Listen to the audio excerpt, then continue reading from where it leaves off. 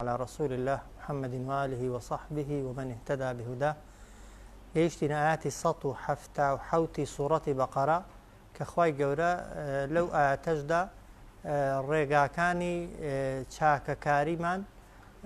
بۆ ڕوون دەکاتەوە زۆر بە ڕوونی خوای گەورە فێرمان دەکات تێمان دەگەێنێ کە چاکەکاری چییە. لە ئاەتەکانی پێشووتردا خوای گەورە کە باسی قیبلە گۆڕینی کرد ئیمانداران کە لە بەیت المقەدەسەوە طبعاً ڕوویان کردە کەعبە جوولەکەکان و مەسیحیەکان و دووڕوەکان هەمیشە مەجلیسیان بەو بابەتە گەرم دەکرد. دەیانگوت محەممەد تا ئێستا ڕووی لە بەیت المقەدەس کردووە بۆ نوێشکردن و ئێستا ئەوە چ دینێکە ڕووی وەرجێرا بۆ شوێنێکی دیکە بۆ پێشتر ئاوا بۆ ئێستا ئاوایە. خوای گەورەش پێیان دەڵێ خۆتان بەو شتە لاوەکیانەوە سەرقاڵ مەکەن، ڕووکردنە قیبلە یا ڕووکردنە بەیت المقەدەس یا ڕۆژهەڵات یا ڕۆژ ئاوا هەموو شوێنەکان مڵک و شوێنی دەسەڵاتی خوای پەروەردگارن. ئەوەی کە گرنگترە و مهمترە لە ڕووکردنە قیبلەش و لە ڕووکردنە بەیت المقەدەسیش و هەروەها لە ڕووکردنە ڕۆژهەڵات و ڕۆژ ئاوا شتێکی دیکەیەکە. خوا دەفەرمێت لە ئاەتەکەیدا لەیسە البیڕ ئەن توەلوا لەیسە البیڕ دەفەرمێت چاکە ئەوە نییە یا چاکە هەر ئەوە نییە ئەن توەلوا کە ئێوە ڕووی خۆتان وەرجێڕن ئەن توەلوا وەریجێڕن وجوهەکم ڕوخساری خۆتان لە کاتی نوێژدا قیبەل المەشرق بەرەو ڕۆژهەڵات والمەغریبی و هەروەها بەرەو ڕۆژ ئاوا. لەیسە البیڕ چاکەکاری هەر ئەوە نییە ئەن توەلوا کە ئێوە وەرجێڕن وجوهەکم ڕوخساری خۆتان قیبەل المەشرق بەرەو ڕۆژهەڵات والمەغریبی وبەرەو ڕۆژ ئاوا. ئەی ولكن البر بەڵکو خوا دەفەرمێت چاکەکاری ڕاستەقینە ئەوەیە. ولكن البر بەڵکو چاکەکاری ڕاستەقینە ئەوەیە من ئامەنە بالله کەسێکە ئیمانی هێنابێ بەخوا. یعنی چی ئیمانی هێنابێ بەخوا؟ زۆر کەس پێی وایە هەر بڵێ خوا هەیە یا یەک خوا هەیە تەواو مشکلەت نەماوە. نا کە دەڵێن من ئامەنە بالله هەر کەسێک ئیمانی هێنا بەخوا هیچ گرفتێکی نامێنێ. یعنی ئیمانت هێنا بە ذاتی خوا بەوەی کە هەیە، ئیمانت هێنا بەوەی کە خواست خاوەنی هەموو سیفەتێکی کەماڵە. ئەو خوای تۆ ئیمانت پێ عەلیمە، هەموو شتێک دەزانێ، حەکیمە، هەموو بڕیارەکانی لە شوێنی خۆیدان، سەمیعە، هەموو شتێک دەبیستێ، هەموو شتێک دەبینێ، دەسەڵاتی بەسەر هەموو شتێکدا هەیە. تۆ ئەگەر ئیمانت هێنا بە خوایەکی ئاوا هیچ کاتێک ئامادەنی نەڕەخنە لە خوا بگری وایە وەنا لە ئەمری ئەو خواش دەرچی کە دەزانی خوا ئەتۆی لە نەبوونەوە هێناوەتە بوون لەو دنیادا دەتهێڵێتەوە و دەدژێنێ و پاشان دەدمرێنێت و زیندوو دەکاتەوە. وازەحە بۆیە کە دەڵێن من ئامەنە بالله چاکەکاری ئەوەیە کە ئینسان لە ناخەوە لە دڵەوە ئیمانی هێنابێ بە خوا و بە قسەکانی خوا بە بڕیارەکانی خوا بە حکمەکانی خوا. ئەوە یەک. واليوم الآخر و باوەڕیشمان هێنابێ بە ڕۆژی دوایە. ئینسان تا ئیمان نهێنێ بەخوا ئیمان ناهێنێ بە ڕۆژی دوایی. وایە چونکە چێ پێی گوتوین دوا ڕۆژ هەیە؟ خوا. چێ باسی وردیاتی قیامەتی بۆ کردوین؟ خوا. چێ باسی بەهشت و جەهەنەمی بۆ کردوین؟ خوا. ئەگەر تۆ لە ئیمان بوون بەخوادا ئیشکالت هەبێ بێگومان تەمەن ئیمان بە قیامەت ناهێنی ئەگەر ئیمانیشی بێبێنی دوودڵی. بۆیە ئاگاتان لێ بێ هیچ کاتێک ئەگەر خەڵک پرسیاری لێکردن، خەڵکی ئیمان لاواز و ئیمان زەعیف پرسیاری لێکردن یا ویستی مناقەشەتان لەگەڵ بکات لەسەر بەهشت و جەهەنەم یا پرسیاری بەهشت و جەهەنەمی لێکردن جوابی مەدەنەوە هەتا ئەو کاتەی تۆ پرسیاری لێ دەکەی سەبارەت بەخوای. کابرا گومانی لە خوای هەبێ، گومانی لە حکمەتی خوای هەبێ، لە عەلیمیەتی خوای هەبێ، لە دەسەڵاتی خوا هەبێ، ئیمان بە قیامەت ناهێنێ. بۆیە تۆ دەبێت پرسیار لەویکەی ئەو خوای ئیمانت پێیتی چ خوایەکە؟ هەموو شتێک دەزانێ؟ بەڵێ. ئەگەر وای گوت تا هەموو شتێک هەر بڕیارێک دابێتی لە شوێنی خۆیەتی؟ بەڵێ. دەسەڵاتی بەسەر هەموو شتێکدا هەیە؟ بەڵێ. ئەگەر لەوەی گەیشتە نەتیجە لەگەڵت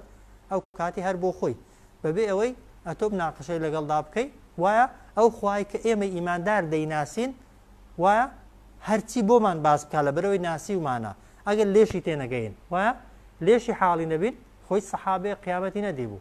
بەهشتی نەدیبوو جەهەنەمی نەدیبوو بەس کە ئاەتێک دەخواندرایەوە باسی جەهەنەمەیە ڕێک کەسەکە جەهەنەمی دەهاتە پێشاو دەستی دەکرد بە گریانێ چونکە وایە کە باسی بەهشتێ دەکرا سەحابە گەشتکە دەبوون ها یا گریانیان داهات لە خۆشی یا یعنی پێکەنینیان داهاتێ و زردیان داهاتێ بۆ چونکە ڕێک بەهشتیان داهاتە پێشچاوی ئەوەندە متمانەیان بەخوا هەبوو بۆیە چاکەی حەقیقی ئەوەیە کە کەسێکە یا کەسانێکن ئیمانیان هێنابێ بەخوا ئەوە یەک واليوم الآخر و ئیمانیان هێنابێ بە ڕۆژی دوایێ وازەحەوە کە ڕۆژی دوایی غەیبە هەمووی ها لە ئێمە قیامەت لە کوێ دەست پێ دەکا لەو ڕۆژەی کە دەبری لەو ڕۆژەی کە دەمری ئێمە تەنها تا ئەو کاتە زیندوەکانمان دەبینین و ئاگامان لێ تا ڕوحیان لە پێچاوی ئێمە دەردەچێ وایە کە ڕوحیان دەرچوو خۆ ئەو کاتەی جەستەشیان لە پێشاوی ئێمەیە نازانن چ دەکەن نازانن ڕوحیان لەکوێیە وایە لەو کاتەیڕا کە ڕوحمان لە جەستەی جیا دەبێتەوە هەمووی قیامەتە و هەمووشی غەیبە ئێمە بەس بەسی قەناعەت دەکەین بۆی کە خوا پێی گوتوین بۆیە واليوم الآخر چاکەکاری ئەوەیە ئیمانت هەبێ بە ڕۆژی دوایە چونکە ئەگەر ئیمانت هەبوو بە ڕۆژی دوایە ها وایە بە حەقیقی ها وەکو خۆی بەهشت جەهەنەمت لە پێش چاو بوو ئامادەی هەموو قوربانیەک بدەی لە پێناوی بەدەستهێنانی بەهشتدا وایە ئامادەی واز لە هەموو خۆشیەکی کاتی بێنی ئەگەر بزانی بەرەو جەهەنەمت دەبا وایە لە ترسی جەهەنەم کە باوڕت پێی بوو بۆیە سەرەتا و کۆتایی ها چاکەکاری ئیمانبوون بەخوا کۆتاییەکە ئیمانبوونە بە ڕۆژی دوایە بۆیە یەکەم جار ئیمانبوون بەخوا باز دەکا ئەو جار ئیمانبوون بە قیامەتدانا لە ئەرکانەکاندا ئیمانبوون بە دواڕۆژ پێنجەمە وایە بەڵام لێرە دەفەرمێت چاکەکاری ڕاستەقینە ئەوەیە تۆ ئیمانت هەبێ بەخوا وەکو گوتم بەخوا یعنی بە هەموو شتەکانی خوا واليوم الآخر بە ڕۆژی دوایی بە هەموو شتەکانی ها بە وردیاتی ئەوەی لە ئاەتدا باسکرابێ یا لە حەدیثی صحیحی پێغەمبەردا صلی الله عليه وسلم والملائکە باوەڕت هەبێ بەچی بە مەلائکەت بە فریشتە باوەڕت هەبێ بۆی کە فریشتە هەیە ئەوە یەک دوو ئیش و کارەکانی دنیا خوا بەچێ جێبەجێیان دەکا بە مەلائکەتەکان ئەنجا ئیمانمان بەوە هەبێ کە مەلائکەت ئەگەر ئیماندار بن دەبن بە پارێزەرمان دوعامان بۆ دەکەن باڵی ڕەحمەتی خۆیان بەسەرماندا دەبارێنن لە زۆر حاڵەتی تنگانە و ناڕەحەتی و ناخۆشیدا بەبێەوەی هەست پێ بکەین لەوانەیە فریامان کەون و دەمان پارێزن لە جنۆکە و شەیاطینەکان ئەوانە هەمویان ئیمان بوونن بە قیامەت باوەڕیشت هەبێ بە فریشتەکان چونکە ئەگەر باوەڕت بە فریشتەکان هەبوو چاکەی دەکەی یان نایکەی بێگومان دەیکەی بۆ چونکە یەقینت هەیە مەلایکەتێک قەڵەمەکەی بەدەستەوەیە هەر چاکەکەی بکەی و چاکەکەی بڵێ چاکەکەی بۆ نووسیوی وایە گوناه ناکەی بۆ چونکە دەزانی جگەلەوەی کە خوا ئاگای لێتە مەلایکەتەکەش قەڵەمەکەی گرتووە هەر گوناهەکەی بکەی یا گوناهەکەی بڵێ لەسەرت دەنووسێ وایە ئەو جار والمەلائکە طبعا ئێمە زۆر جار دەگوترێ خۆ فڵان کە زیمانی بەخواشەیە و بە قیامەتیشەیە و بە مەلایکەتیشەیە خراپە شەر دەکا ئیمانەکە لاوازە بەڕاستی ئیمانی حەقیقی ئیمانی کامڵ نییە ها دەنا ئینسان ئەگەر ئیمانی کامڵی هەبێ بۆ لە دنیادا کەسێک ئەگەر لە بەرامبەرت بێ غەیبەتی ناکەی ئینسانیشە خۆی ست لێ ناکەزاری وایە وایە ئیمانت پێیتی دەزانی گوێی لە دەنگتە غەیبەتی ناکەی ئەگەر ئینسان بەیەقینی قەناعەتی 100% بەخوا هەبێت و ئیعتیقاد و ئیمانەکەی بە قووەت بێ خۆخوا هەرچی دەیڵی خوا دەیزانێ وایە مەلایکەتێک کە دەزانی سوورا و سوور گوناهت لەسەر دەنووسێ ئەگەر یەقینەکەی یەقینێکی تەواو بێ ئەوە خەلەل لە ئیماندا هەیە ئەگەر ئینسان وانە بوو والمەلایکە وەروە ئیمانت هەبێ بە کتێبەکان هەر هەمویان ها ئەوەی پێش قورئان و دوای قورئان ناتەبەن هەتا قورئان والنەبیینە وەروە باوەڕت هەبێ بە پێغەمبەران سەلامی خۆیان لەسەر بێ ئەوانە بابەتی عقیدەین ها وایە بۆیە چاکەکاری لەکوێ ڕادەست پێ دەکا لە دڵڕاها وایە بەشی یەکەم لە چاکەکاری کە خوا باسی کردوون عقیدەیە ها خوا دەفەرمێت چاکەکاری ئەوەیە ئیمانت هەبێ بەخوا بە ڕۆژی دوایی بە فریشتەکان بە کتێبەکان هەمویان و بە پێغەمبەران سەلامی خۆیان لەسەر بێ هەر هەمویان ئەو جار خوای گەورە دێتە سەر بابەتێک کە پەیوەندی بە دنیای ئێمەوە و هێوی خەڵکیەوە هەیە دەفەرمێت وآتى المال على حبه وچاکەکاری ئەوەیە ماڵ و سەروەت و سامانی خۆت ببەخشی لە پێناوی خوادا على حبه لەگەڵ ئەوەی کە خۆشەویستیت بۆی هەیە یعنی ماڵێک ببەخشی کە ماڵەکەت خۆش دەوێ ماڵەکەت پێویستە دڵت پێوەیتی نەک ماڵێک کە لی بێزار بووی ماڵێک کە بەکەڵ کردنایە ماڵێک دادناوە بۆ فرەدانێ ها دەڵێ لە جیاتەوەی بیخەمە حاویە و تەنەکەی زبڵی بە بۆ فڵان کەسە فەقیرەی و فڵان کەسە هەژارەی ببەم طبعا ئەوە ناها چاکەکاری حەقیقی ئەوەیە کە ماڵێک ببەخشی کە خۆشت بوێ ئەوە تەفسیرێکی دیکەی ئەوەیە دەفەرمێت چاکەکاری ئەوەیە کە ماڵت بەخشی خۆشەویستیت بۆ ئەو کەسەی زیاد کاکە ماڵەکەی پێدەدای یعنی ڕقت لی نەبێتەوە پێ دوابێ لە ئیستاندوی پێ دوابێ ئەو کەسە بۆتە خێر بۆ تۆ بنووسرێت و لە قیامەتێدا خوای گەورە لە بەرامبەر ئەو ماڵەکەمەیدا بەهەشت و کۆشکەکانی بەهەشتت پێ بدا ئەوە تەفسیرێکی دیکە تەفسیرێکی دیکەی ئەوەیە دەفەرمێت چاکەکاری ئەوەیە کە ماڵت بەخشی خۆشحاڵ بی کە ماڵت بەخشی دڵت خۆش بێ نیشانەی ئەوەیە کە خوای گەورە چاکەکەی لێوەرگرتووی هەموو تەفسیرەکان دروستن فعلا ئینسان دەبێ هەم ئەو ماڵی دەیبەخشێ ماڵێک بێ کە بەکەڵکە دڵت پێوەیتی ئەوە خێرەکەی زۆرترە وایە هەم ئەگەر بەخشیت دەبێ ئەو کەسەشت خۆش بوێ کە پێت دەبەخشێ پێدوانە بێ لە ئیستاندوی ڕقت لێ بێتەوە و پاشان ئەو ماڵی کە دەیبەخشی دەبێت خۆشحاڵت کە پێدوا بێ توێشوێک و زەخیرەیەکە بۆ قیامەتی خۆت دادناوە بە قەرز داوتە بەخوا نەک وەکو خۆی وەریدەگریەوە وانە بەدە ئەوەندە و 100 ئەوەندە و 700 ئەوەندە وەریدەگریەوە لە دنیای ئێستا ئەگەر کەسێک پارەی هەبێت لە ماڵێ بنمونە بە قەرز بیداتە یەکێکی ئەگەر یەقینی هەبێ ئەو کەسە لە کاتی خۆیدا بۆی دێنێتەوە زۆری پێخۆشە چونکە ئەگەر لەکن بێ سەلامەتە نەدەترسێ لی بدرێت و نا هیچی لێ بکەن وایە ئەگەر حەڵاڵ بە لە بەرامبەر یەک دیناریدا دیناری وەرگێتەوە ئەو کاتە زۆر مەمنوندر دەبوو وانە ئێخۆ لەکن خوای گەورە کە هەزاریەکی دەبەخشی خوادت دەداتەوە سەڵت دەداتەوە بۆ خۆشحاڵ نابێ ئینسان اینجا ئەوەی ئێرە دنیا ئەوەی کەیان قیامەتە بۆیە دەفەرمێت وآتە المالە على حبه و ماڵی خۆشیان دەبەخشن لەوەی کە خۆشیان دەوێت یا لەگەڵ ئەوەی کە ماڵەکەیان خۆش دەوێت دەیدن بەچێ لەکوێ ڕادەست پێ بکەین ذەوی القوربا یەکەم جار دەیبەخشن بە خزمە نزیکەکان ئەوە زەکات نییە ها ئەو بەخشینێکە جیا لە زەکاتی ها ذەوی القوربا بیدە بە خزمە نزیکەکانت خزمە نزیکەکانت لە خۆ ڕادەست پێکە ئەگەر خۆت پێویستت پێی بوو برسیت بوو پێویستت بە جلوبەرگ بوو پێویستت بە شوێنی حەوانەوە بوو هەتا بۆ خۆت پێویستت پێی بێ لە خۆتی سەرفکەی بۆ خۆشتە بەڵام خێری زۆرترت دەگاتێ ناکرێ ئینسان بۆ خۆی محتاج بێ چی خێر بە کەسێکی دیکە بکات چونکە کەسێک دڵی نەیە بۆ خۆی سەرفیکە کەمتر وایە دڵیشی دێ دوای خۆت منداڵەکانی خۆت کە نەفەقەیان لەسەر خۆتە خێزانەکەت هاوسەرەکەت باب داک ئەوە زەکات نەها زیا لە زەکاتی ئەگەر محتاج بوون و پێویستیان بە یارمەتی تۆ بوو یەکەم جار لە نزیکەکان هەتا دەرەجەی نزیکایەتیەکەی نزیکتر بێ خێرەکەشی زۆرترە ذەوی القوربا بیدە بە خزمە نزیکەکانت ئەو ماڵەی کە خۆشت دەوێ دوایوی بەچێ وەلیەتامە بە هەتیوان هەتیوێک کە هەژار بێت تەبەن هەموو هەتیوێک تەبەن ئەگەر هەژاریش نەبێ ئەگەر خێری جیا لە زەکات و لە سەرفیترەی بێت لە ماڵەواجبەکەی بێ هەر دەکرێ بەڵام بە تایبەتی ئەگەر هەتی و بێ و هەژار بێ و پێویستی بە یارمەتی و بەپارە هەبێ ماڵێک کە خۆشت دەوێ دێ وەلمەساکین وەروە بیدە بە هەژاران هەژار گوتمان ئەوەی کە نیسبەتێک لەوانەیە هەیبێ بەڵام بەشی نەکە وەبنی سەبیل وەروە بیدە بە ڕێبوار ئیبن سەبیل ئەو کەسەیە کە ڕێبوارە لە شوێنی خۆی لەوانەیە دەوڵەمەند بێ بەڵام لە شوێنێک لی قەوماوە پارەی پێنەماوە ئەتۆ پارەی پێدەدەی یا پێداویستیەکانی بۆ جێبەجێ دەکەی تا دەگاتەوە شوێنی خۆی وەسائلین و ئەوانەی کە سائلن یعنی داوات لێ دەکەن و محتاجشن داوای یارمەتیت لێ دەکەن و پێویستیشیان بە یارمەتیەکەی هەیە جارێکە گوتومە ئەو سوالکەرانەی ئێستا ناکە یەقینت هەیە دۆڵەمەندن و محتاجیش نین و نازانی پارەکەی تۆش لەچی سەرف دەکەن ئەوە نا کەسێک سائل کەسێکە فعلا فەقیرە بەڵام ڕووی هەیە داوات لێ بکە کە ڕووی زانیت فەقیرە و داوات لێ دەکات ناومێدی مەکە ئەگەر بە شتێکی زۆر کەمیش بێت ئەگەر هەر یارمەتیشت نەدا لە ئاەتی کەمان هەیە ئینسان نابێ قسەی تند و ناخۆش و ڕقی لەگەڵدا بکە وفي الرقاب وهروها كويل آزاد كردن ككويل استانا ماون دكريت تفسيري أو آتي يا تطبيقي أو آتي بشوازي شي ديكب كين بلين أجر كسر لتنجانا وناخوشي ونارحاتي دابو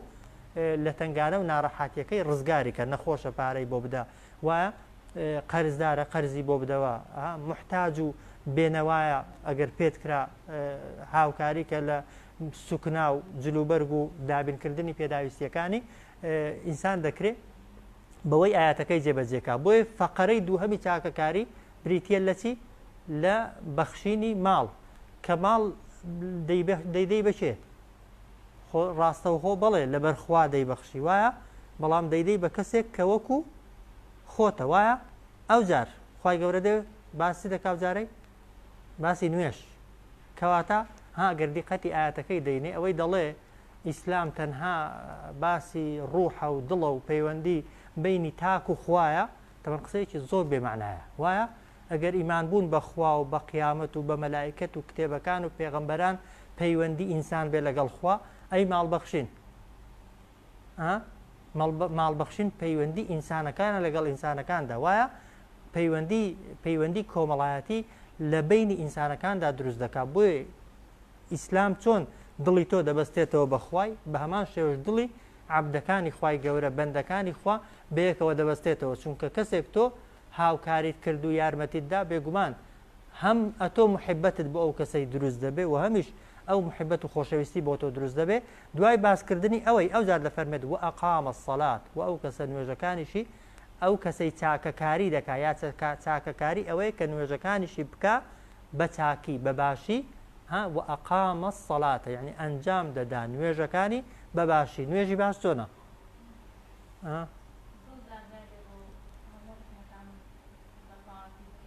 یعنی دوو بەشە بەشێکی ڕواڵەتە یعنی ئەرکانەکان بە تەواوی جێبەجێ دەکا ڕاوەستان و فاتحا خوێندن و ڕکوع و سوجدە و مانەوە لە ڕکوع و سوجدەکانیدا مەزبوطن بەو شێوازەیە کە پێغەمبەر کردوێتی صلی الله عليه وسلم و ناخیشی لە کاتی نوێژەدا لەگەڵ چێ پەیوەستە لەگەڵ خوای گەورەدا پەیوەستە بۆیە ئەقامە سەڵاتە یعنی نوێژێک دەکا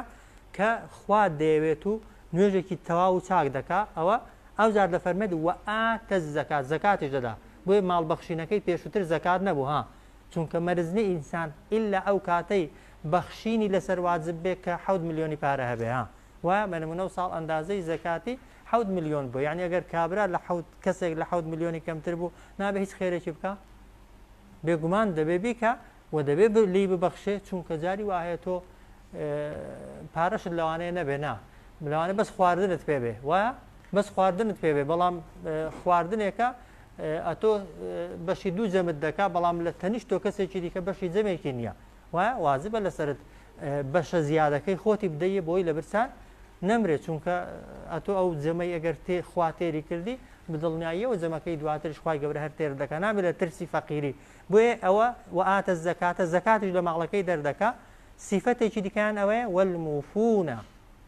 بعهدهم إذا عاهدوا والموفون جێبەجێ دەکەن بەڵێنەکانیان ئیدا عاهدوا کاتێک بەڵێنیاندا ئیماندار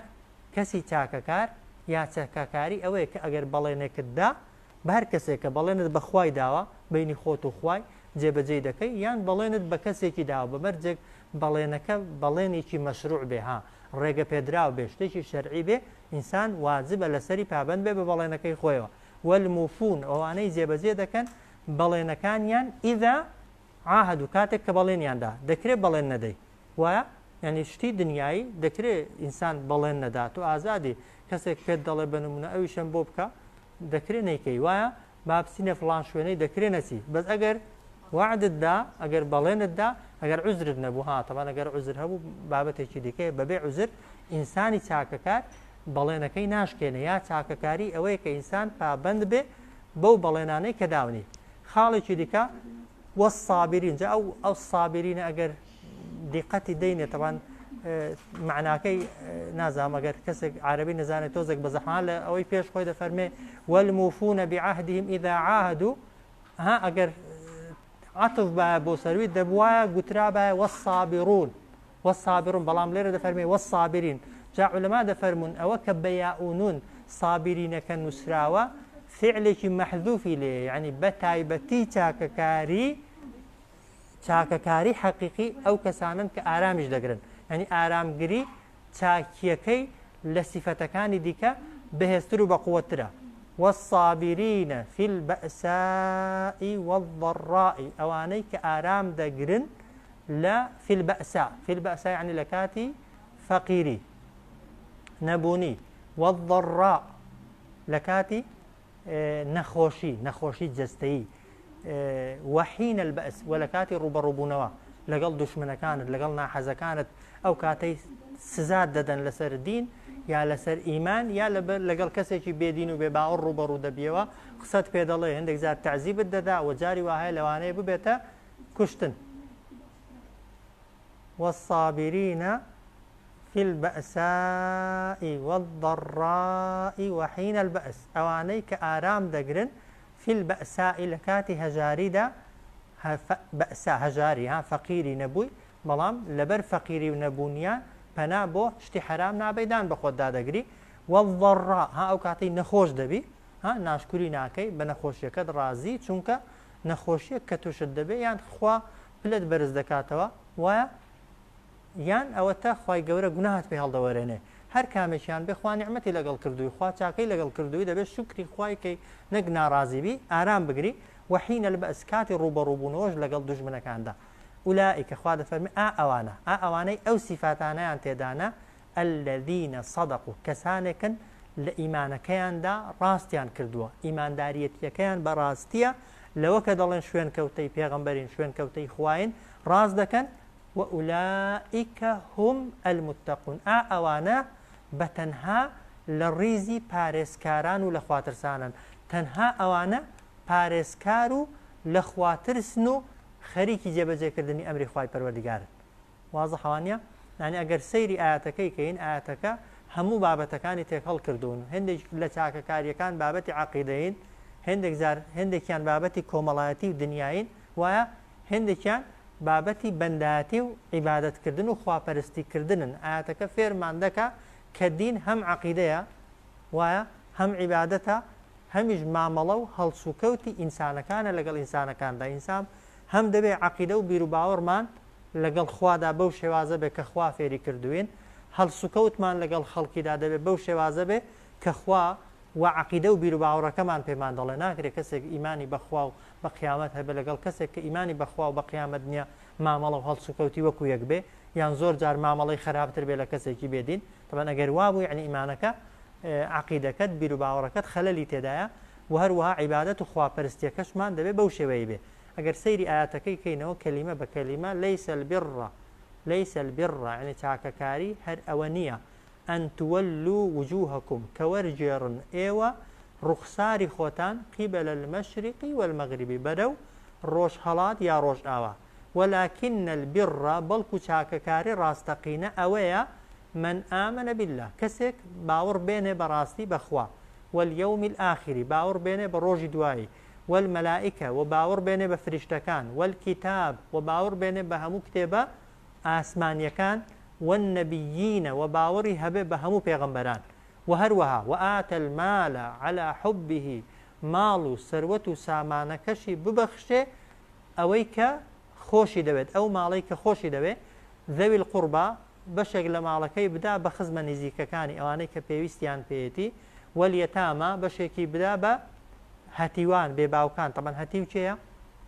لإنسان دا او كسي بابي نامنه ها بس لا آجلان دا ئەوەی داکی نامێنێ ها وایە دایک بەڵێ لە مرۆڤیدا باب مکەلەفە تەڵەن منداڵی بەخێوکاو هەمیشەش باب دیارە وایە بەڵام لە ناو ئاژەڵاندا هەم باب دیار نییە تەمەند بەیەقینی وایە و هەمیش ئەوەی هەڵدەستێ بۆیە هەتا یەتیمی ئاژەڵ شەردەگرێتەوە ها وایە پشیلەیەک بە نمونە داکی مردووە بێچوەکانی ماون خۆ ئاژەڵە وا کوێلەکەیەک داکانەکەی مردووە و بێچوەکانی بەتەنێ لە هێلانەی داماون ئەگەر ئینسان هاوکاریان کاو یارمەتیاندا هەر بەشێکە لە چاکەکاری وەبنی سەبیل ڕێبوار ئەوەی کە سەفەری کردووە و لە سەفەردا پێویستی بە یارمەتیە والسائلین ئەوانەی هەژارن و داوا دەکەن وفی الرقاب و ئەوەی کە کۆیلێ و هاوکاری دەکەی بۆ ئازادبوون کە ئێستا کۆیلە نین و ئەقامە السەڵاتە و چاکەکاری ئەوەی نوێژەکانت بکەیت بباشي وآت الزكاة زكاة لما لكت دركي والموفون بعهدهم إذا عاهدوا وأواني كزيبزيدكن بلينكانيان كاتك كبلينيان دا والصابرين وتاككاري تايبتش أويكتو آرام قربي في البأساء لكاتي نبوني هجاري والضراء لكاتي نخوشي مصيبتي جستي وحين البأس وكاتك لقل دجمنا كانت روبرو دبيو يعني لقل كسي ديكا روبرو دبيو قصد بيدالت وتعذيب الدداو سزاد دداو جاري وها بلسككت بحجابكت بقرآن خوينكت قصة لوانيا درون برنجيني بلامتو كاردانوي خراب نابي آرام دقري وخو دقري ناروخي أولئك هرتي أو صفتاني تدابها يعني مرجع أقرب بمعنى لقل إيمانا كمان راس كين أوانا لخو من دابيني نجي أولئك الذين صدقوا أوانا كصفتكان ينتدا كسان كان راس كان كردوا لإيمانا كان دا وأولئك هم المتقون أوانا جبتنها لبارس كاران أجا خالد فرمد يا أيها الذين آمنوا كتب عليكم القصاص في القتلى أي أواني كإيمان تان هنا وفرض كراوة لسرتان القصاص طولة ساندنوا يعني كشتنوا في القتلى لكاتك دا كسك بأن قصدكش طبعا تنها كشتنوي بأن قصد ها كشتنوي تدايا ويا أو كسيك لدست دا كجريت بلا إرادي ببي أو ما بس تدبو بي بيكشي بەڵێ تاوانباری بەڵێ خوێنت لێ دەستێنرێ وایە بەڵێ سزا دەدرێ بەڵام سزاکەی ناگاتە دەرەجەی ئەوەی کە بکوژرێەوە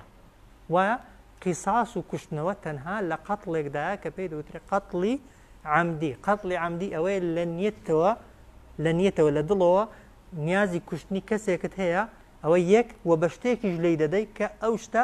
عادەتەن خەڵکی پێدەکوژرێ ها چونکە ها جاری وایە بەردێکت بەدەستەوەیە بە قەستی بە ئەنقەست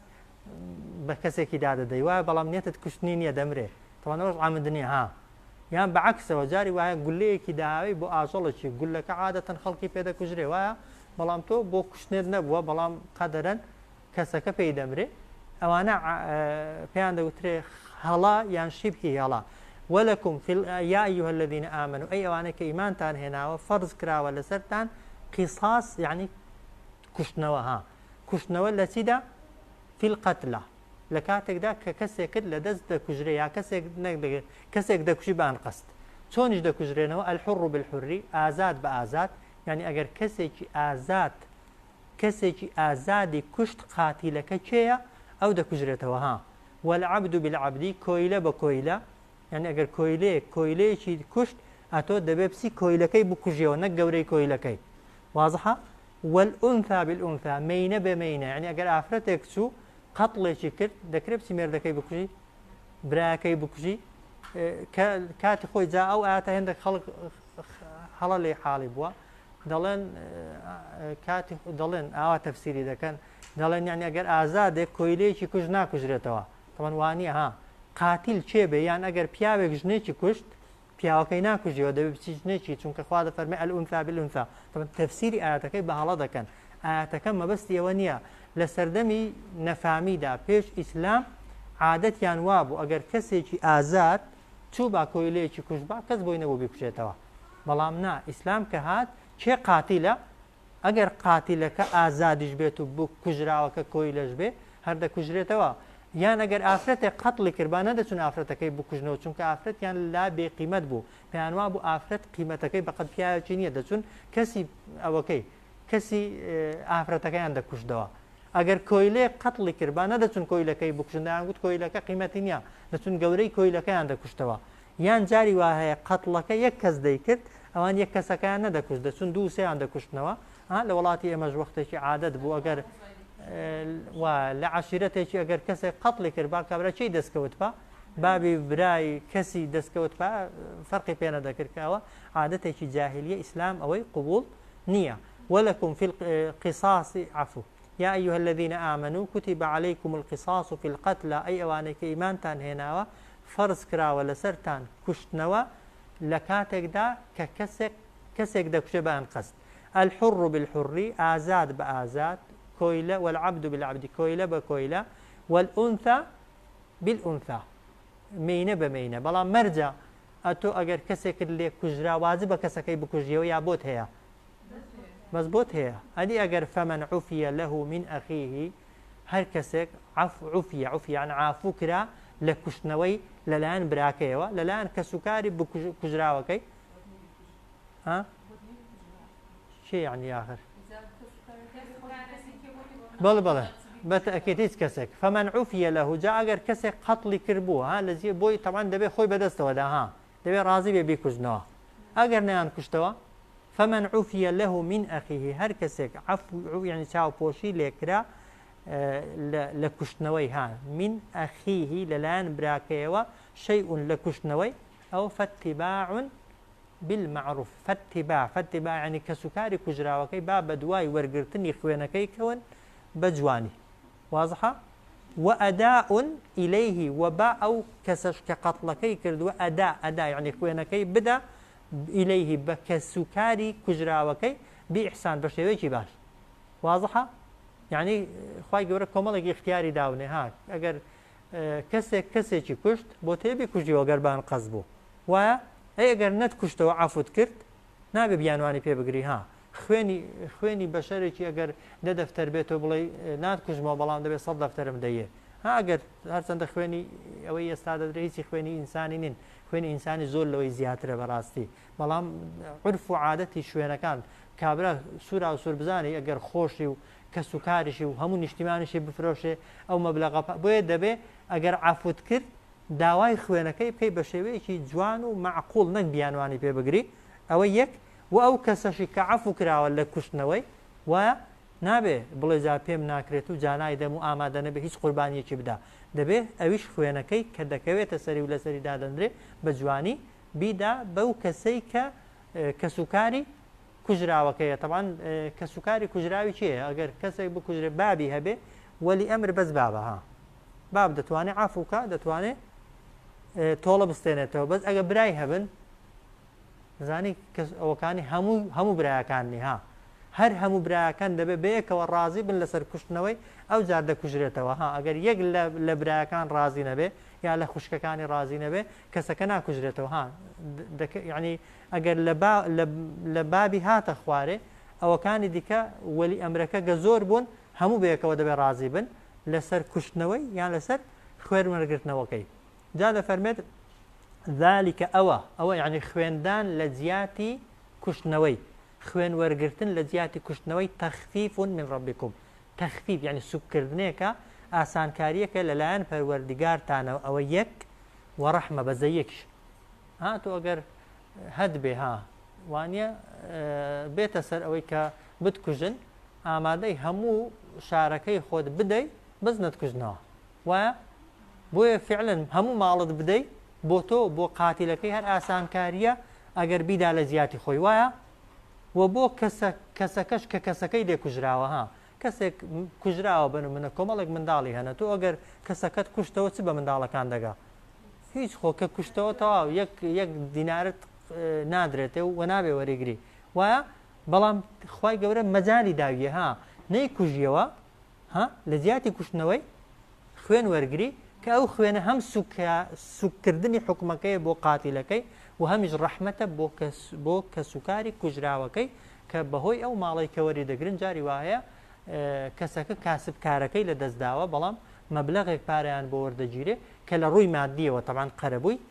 ئەو کەسیان بۆ دەکاتەوە کە لە دەستیانداوە لە ڕووی مادی تەبان لە ڕووی معنەویەوە قەرەبووی ئینسانی بە هیچ شتێک ناکرێتەوە بۆیە ئەوە تەخفیف ئاسانکاریەکە لەلایەن پەروەردگارتان و ڕەحمەتێکیشە جاوە لە دینەکانی دیکەدا تەبان کاتی خۆی لەناو لە دینی جوولەکاندا تەبان بەس کوشتنەوە هەبوو ها خوێن وەرگرتن هەر نەبوو لەم دینی مەسیحیەتیشدا هیچیان نەبوو ها نەکوشتنەوە هەبوو نەخوێن هەبوو چونکە هەمیشە باسی تەسامح و لێبوردن و ئەویان بۆ خەڵکی دەکرد دەیان گوت ها ئەگەر یەکێک زلەیەکی لە دەستی لە ڕاستی دای چەپەکەسی بۆ ڕاگرا ئەوە دەیدەنە پاڵ ئیسای فعلەن ئیسا زۆرتر ڕێنمونی نەرمونیانی و هادی و لەسەر خۆی ئەوانەی کردووە بۆیە تەوان مەسیحی ئێستا ئەهوەنترن لە ئەوەکەی لە جوولەکەکان فمن اعتدى بعد ذلك ئەدی هەر کەسێک دەستدرێژی بکە دوای عەفوکردن کەسێکت عەفو کردووە دوای ئەوەی کە عەفوت کردووە و خوێنت لێ وەرگرتووە یا خوێنت هەر لێ وەرنەگرتووە ئەو جار پەشیمان دەبیەوە دەچی دەیکوژی یا دەستدرێژی دەکەیە سەر یا دەیترسێنی فمن اعتدى هەر کەسێک دەستدرێژی بکاتە سەر قاتیلەکەی بعد ذلك دوای عەفوکردن و خوێن وەرگرتن فله عذاب ئەلیم بۆی ئامادەکراوە سزایەکی زۆر بەئێش واضحە تۆ یا نابێ عەفویکەی یەکەم جار یا کە عەفوت کرد مەجالی پەشیمان بوونەوەی نییە پسی ماڵەکەی دێوە مادام سوڵحت کردووە دوای سوڵح بە هیچ شێوەیەکی بۆ دنیا طبعا تعدای بکەیە سەرێ و دژایەتی کەسەکەی بکە واضحة يا أيها الذين آمنوا كتب عليكم القصاص في القتلى أي أوان إيمان تان هناوا بيويست كراوة لسرتان تولا ساندنوا لكاتي كشتندا يعني أو كسي كقاتلة واجبة لسري أجر كسي بأن قص كشت حاضر ببوسي بوي بكجنوا الحر بالحر آزات بآزات كويلة والعبد بالعبد كويلة بكويلة والأنثى بالأنثى مينة بمينة باس ما نكر يعني قاتلك شبه و أو كسا ده كجريته أي قاتلك دوبون بس كجراوة كتنها يكبو بدوان كسي كان كجبو سند كجرينوا ها هردو ده كجرينوا ها أجر بسط كسيش شريك بن لخويني كسي كده هر سطة كده كجريته ها بهزار كسيش راضي بن یا ئیمزای کوشتنی کەسێکی بکەن هەر هزار کەسەکە دەکوژرێتەوە بەڵام طبعا ئەگەر قاتیلەکە تەنها یەک بوو ئەو یەک کەسەی دەکوژیەوە و کەسی دیکە ناکوژیەوە فمن عوفي له من أخيه شيء هەر کەسێک چاو پۆشی لێکرا لەلایەن براکەیەوە لەو کوشتنەوەیە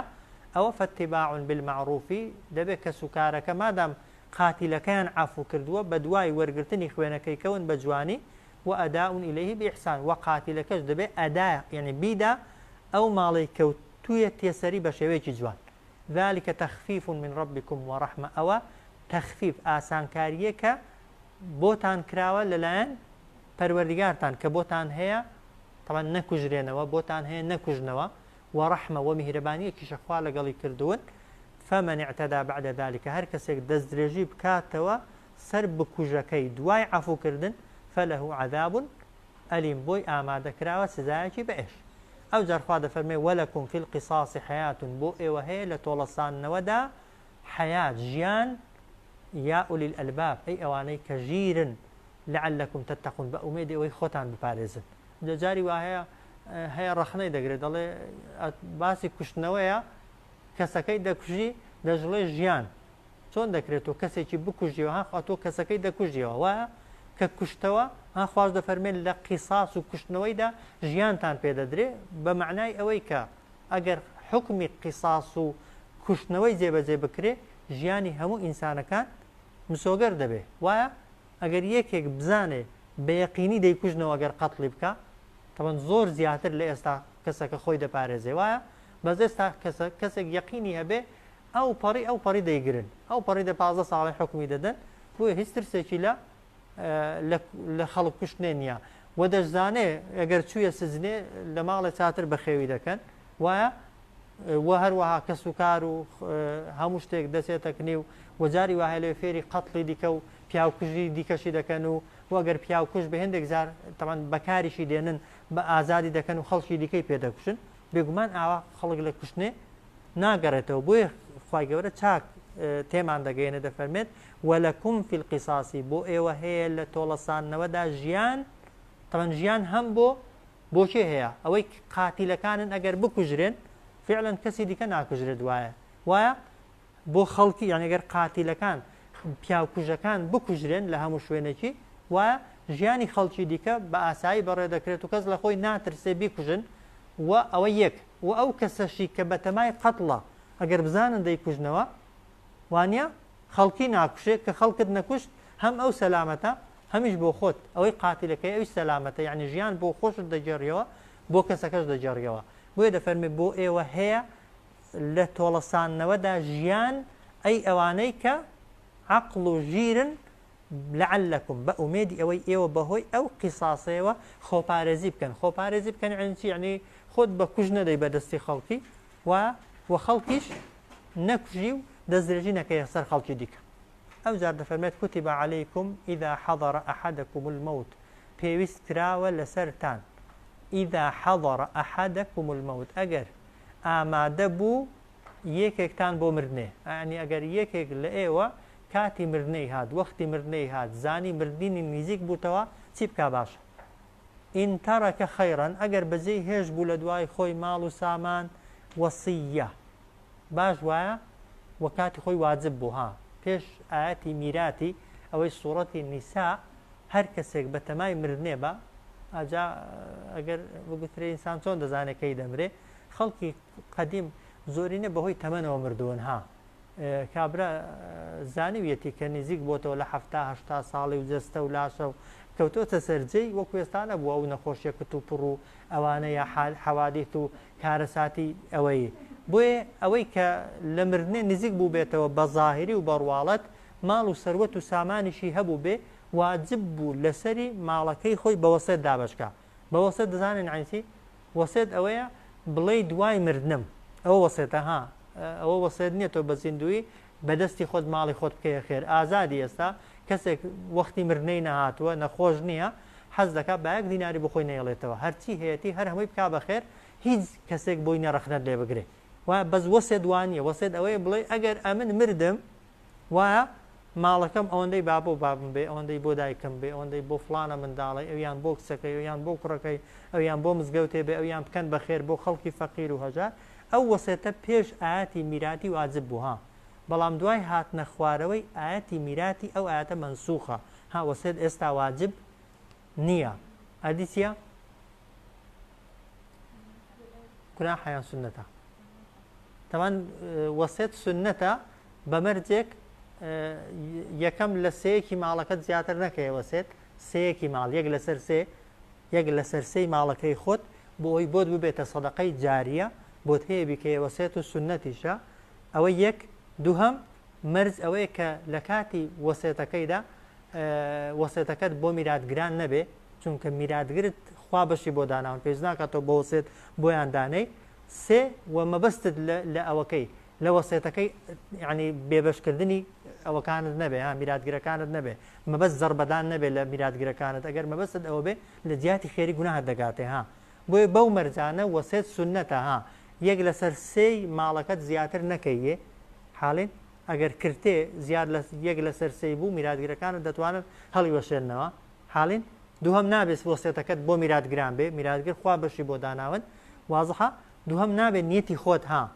تعزیبدان و بێبەشکردنی میراتگرەکانت بێ کەسێک لەوانەیە کوڕی نەبن یا کچی نەبن خزمی دیکەی هەبن جا بڵێ خۆ خزمانە بە کەڵکی من هەر نەهاتەون با هیچیان بۆ نەهێڵمەوە ئەگەر ئەو نیەتەی هەبێ خێری ناگاتێ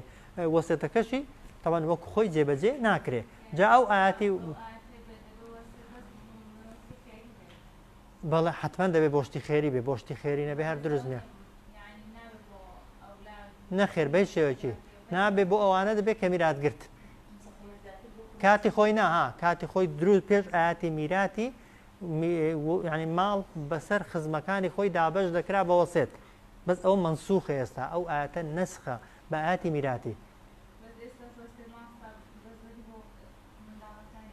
دروست نییە بۆ میراتگیری خۆت وەسێت دروست نییە خوا بۆ خۆی بەشی بۆوانداناوە كتب عليكم إذا آخر ئەوەی دیکە جیاوازە ها بیان خان باسم کرد ئەگەر بە زیندوی کەسەکە ماڵەکەی خۆی دابێت بە کوڕ و کچی و نەیبەست بێتەوە بە دوای مردنێ ئەو وەسێت نییە ها حاڵی ئەو وەسێت نییە ها بە زیندوی بە نمونە ئەگەر بابی خۆت بابی تۆ بابی کەسێکی دیکە هەموو ماڵەکەی خۆی دابێ بە کوڕێکی بە کچێکی بە زیندوی ها بە بێوی نەخۆش بێ نەخۆشی سەرەمەرگ و ئەوانە نەبێ لە حاڵەتی طبیعی و ئاساییدا ئەوە بیدا بە منداڵی خۆی یا بە هەر کەسێکی دیکە ماڵەکەی خۆیەتی ئازادە بەس بڵێ دوای مردنێ ماڵەکەم بە بۆ فلان کەسی بێت تەمان ئەو کەسانە نابێ میراتگر بن و دەبێ بە نیەتی خێر بێ و لە سەیەکی ماڵەکەشی زۆرتر نەبێ بەس ئەو ئاەتە کاتی خۆی واجب بووە پێش ئەوەکەی جا تەفسیری ئاەتەکەی ئاوایە فەرز کراوە لە سەرتان ها فەرز کراوە لە سەرتان ئیذا حەضەر ئەحەدەکم المەوت ئەگەر یەکێکتان کاتی مردنەی هات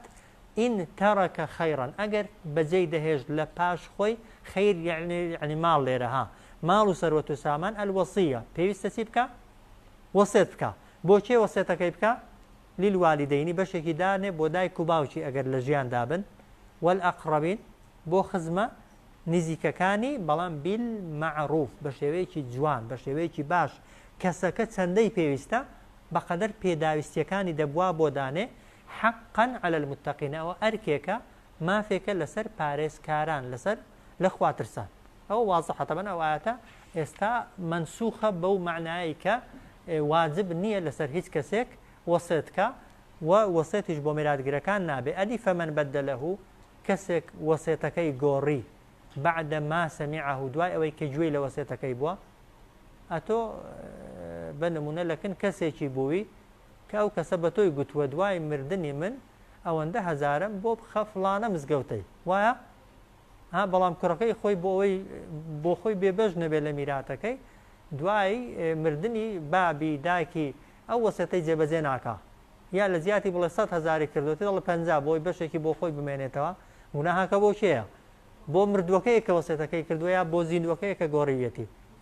بۆ زیندوەکەی، چونکە هەموو کەسێک کە وەسێتی دەکا لەکن کەسێکی وەسێتەکەی دەکاوە.